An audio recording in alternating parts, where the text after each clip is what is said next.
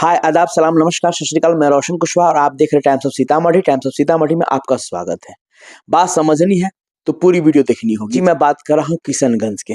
जैसा कि आप लोगों को पता है एमएम के अमौर से जो विधायक है अख्तरुल इमाम साहब ने आह्वान किया है, जैसे महानंदा नदी पे जो अभी बांध का कार्यक्रम सरकार द्वारा चलाया जा रहा है, कहीं ना कहीं जो बांध का कार्यक्रम ना होके वहां पे पिचिंग होता, जैसे रोड़ी मिट्टी डाल के जैसे कि जो होता है तार के अंदर रोड़ा डाल के जब बैठाया जाता है तो फाइनली कटाव नहीं होता है।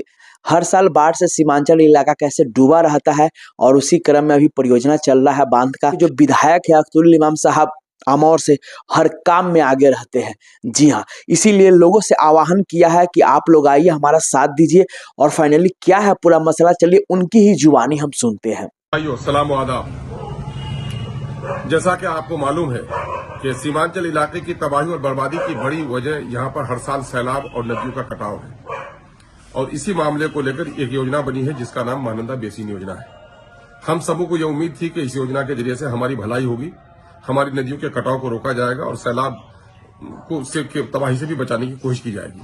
लेकिन अब जब योजना सामने में आया है तो देखकर बड़ी हैरत हो रही है कि इस योजना में नदियों के किनारे नहीं बल्कि नदियों से दूर उठकर बांध बांधे जाने हैं और ये इस बांध के अंदर में हमारी सैकड़ों बस्तियां आ जाएंगी। खासकर जो डोक है, कनकई है, महानंदा है, परमान है, मेची है, बकड़ा है, इन सारी नदियों में बांध बांधने का प्रोग्राम है और इस अभी जो पानी आ रहा है वो पानी हमारा फैल जा रहा है जिसकी वजह से सैलाब से तबाही हमारी कम होती है। लेकिन बांध बांधने के नतीजे में जो बस्तियां नीचे आ जाएंगी पानी का फैलना मुश्किल हो जाएगा और नतीजा होता है कि 1 मीटर पानी अगर आता है तो वो 3 मीटर कहीं 4 मीटर हो जाएगा और हमारी बस्तियां डूब जाएंगी। और खुदा न खास्ता ये बांध कहीं टूट जाए, कहीं कोई काट दे बदमाशी करके, तो फिर उससे हमारी न जाने कितनी छोटी नदियां निकल जाएंगी और कितनी बस्तियां तबाह हो जाएंगी। इससे हमारी बर्बादी का अंदेशा है। सबसे बेहतर यह होता कि हमारी नदियों में सैलाब को तो एक प्राकृतिक मामला, कुदरती मामला है, उस पर बहुत ज्यादा सरकार कंट्रोल नहीं कर सकती, लेकिन कटाव के मामले में अगर बोल्डर पिच कर दिया जाए हमारी नदियों के किनारे को तो इससे हमें ज्यादा फायदा होता।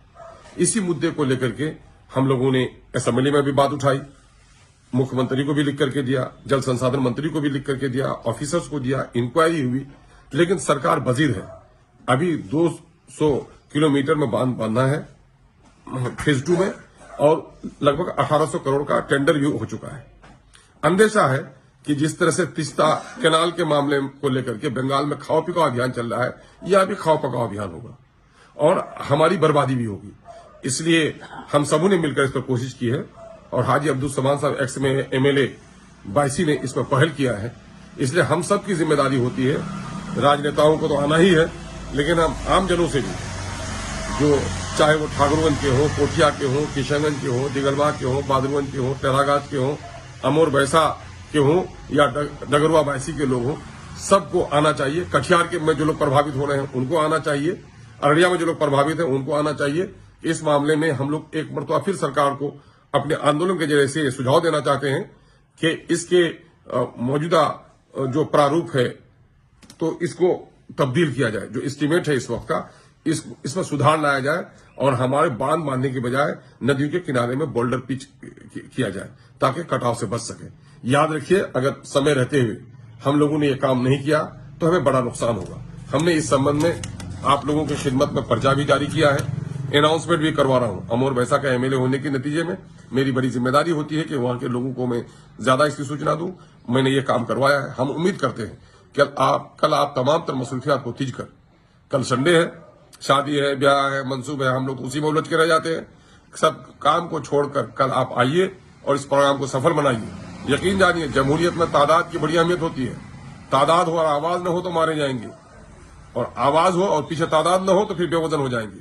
कल आइए और इस योजना के बारे में एक सुधार का प्रस्ताव सरकार को देकर प्रयास करने में सहयोग कीजिए। हम उम्मीद करते हैं आप अपनी तमाम मसरूफियात को छोड़कर कल दिन के 10 बजे चरिया मैदान बायसी में हाजिर होकर इस मौजूदा वक्त के इस योजना के प्रारूप के खिलाफ अपनी आवाज को बुलंद करेंगे।